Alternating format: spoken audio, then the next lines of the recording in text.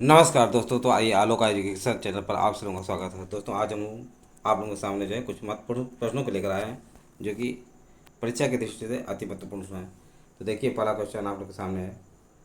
गांधी ने भारत में पहली बार सत्याग्रह आंदोलन बिहार में कहाँ प्रारंभ किया था? तो गांधी जी ने भारत में पहली बार सत्याग्रह आंदोलन बिहार में कहाँ प्रारंभ किया था? तो चंपारण चंपारण में। कहाँ पे किया था? चंपारण में गांधी जी ने अपना पहली बार सत्याग्रह आंदोलन प्रारंभ किया था। ये कहाँ पे? बिहार में है। और ये आंदोलन गांधी जी की पहला आंदोलन था। निम्न भाषाओं में से किस एक भाषा के सर्वाधिक बोलने वाले व्यक्ति हैं? निम्न भाषाओं में से किस एक भाषा के सर्वाधिक बोलने वाले व्यक्ति हैं?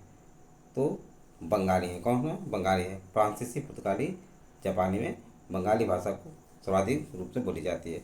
किस सदन की अध्यक्षता करने वाला अधिकारी उस सदन का सदस्य नहीं होता? तो ध्यान रखिए दोस्तों, जो है राज्यसभा का अध्यक्ष यानी उपराष्ट्रपति जो होता है, राज्यसभा का अध्यक्ष होता है, वह राज्यसभा की अध्यक्षता करने वाला अधिकारी उस सदन का सदस्य नहीं होता है। यानी राष्ट्रपति जो है, सॉरी दोस्तों, उपराष्ट्रपति जो है राज्यसभा का अध्यक्षत्व तो करता है लेकिन उस सदन का सदस्य नहीं होता है। मनुष्य में अफ्लाटॉक्सिन खाद्य विषाक्तन द्वारा सामान्य कौन सा अंग प्रभावित होता है? तो ध्यान रखिए दोस्तों, यह अंग जो है यकृत है जो कि प्रभावित होता है। निम्नलिखित में से किस विश्वविद्यालय की स्थापना 1916 में हुई थी? तो ध्यान रखिए, बनारस हिंदू विश्वविद्यालय की स्थापना 1916 में की गई थी। ये मदन मोहन मालवीय के नेतृत्व में किया गया था। नेक्स्ट, निम्न से किराना घराने का संस्थापक कौन था?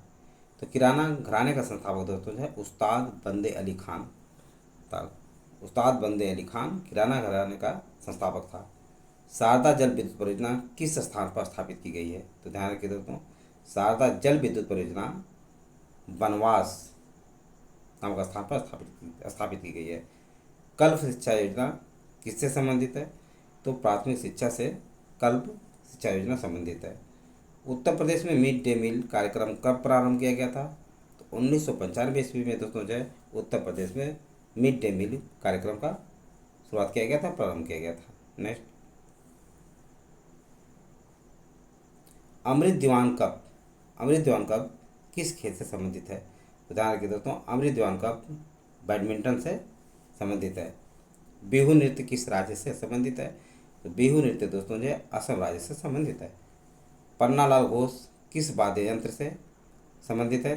तो बांसुरी वाद्य यंत्र से पन्नालाल घोष संबंधित है। मृदा क्षरण को रोका जा सकता है? मृदा क्षरण को दोस्तों जो है वनारोपण या वनों या वृक्षों पौधों को लगा करके मृदा क्षरण को रोका जा सकता है। नेक्स्ट, सिंधु नदी कहाँ पर गिरती है? ध्यान रखिए, सिंधु नदी जो है अरब सागर में गिरती है। सिंधु नदी कहाँ पर गिरती है? अरब सागर में गिरती है। भारत की केपी नहर किन राज्यों के बीच है? तो ध्यान रखिए दोस्तों, भारत की केपी नहर जो है आंध्र प्रदेश और तमिलनाडु के मध्य स्थित है।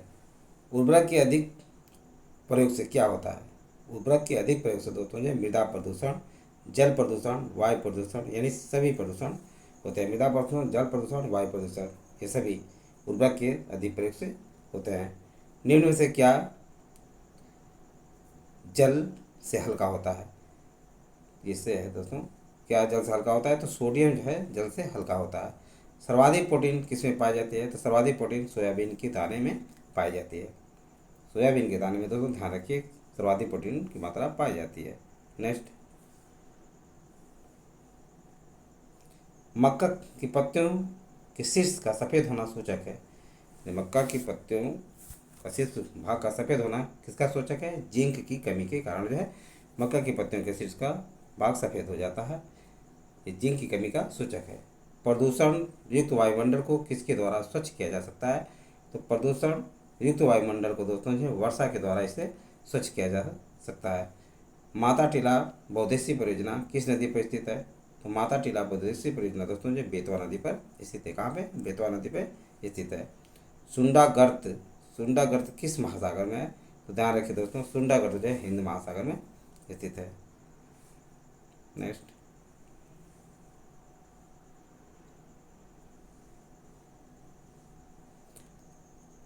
आलू में ब्लैक हार्ट का कारक कौन है? तो आलू में ब्लैक हार्ट का कारण जो है दोस्तों ऑक्सीजन की कमी होती है। ऑक्सीजन की कमी के कारण जो है आलू में ब्लैक हार्ट हो जाता है।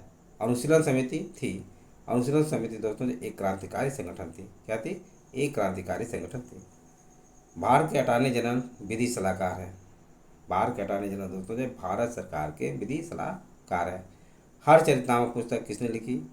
हरचरितनामा पुस्तक दोस्तों ने बाणभट्ट ने लिखी थी।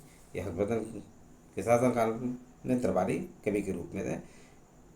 फूलों के अध्ययन को कहते हैं, फूलों के अध्ययन को दोस्तों जो एंथोलॉजी कहा जाता है। क्या कहा जाता है? एंथोलॉजी कहा जाता है। नेक्स्ट,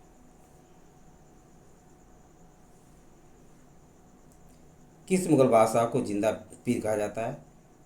तो मुगल वंश के शासक औरंगजेब को जो है मुगल वंश का क्या कहा जाता है? जिंदा पीर कहा जाता है। संविधान सभा के सम्मुख संविधान की प्रस्तावना का प्रस्ताव किसने रखा था? तो संविधान सभा के सम्मुख जो है संविधान के प्रस्तावना का प्रस्ताव है दोस्तों जवाहरलाल नेहरू ने रखा था। किसने? जवाहरलाल नेहरू ने रखा था। दुल्हस्ती परियोजना किस नदी पर स्थित है? दुल्हस्ती परियोजना दोस्तों जो चिनाब नदी पर स्थित है। ब्रज क्षेत्र का प्रमुख पारंपरिक नृत्य क्या है? चरकुला दोस्तों जो वज्र ब्रज क्षेत्र का प्रमुख पारंपरिक नृत्य है। दोस्तों आप लोगों को यह बात समझ में आ गई हो। यदि यह वीडियो अच्छा लगा हो तो इसे सब्सक्राइब और लाइक अवश्य करें तथा अपने सगे समझे और दोस्तों को शेयर करना न भूलें। थैंक यू दोस्त, नेक्स्ट वीडियो मिलेंगे।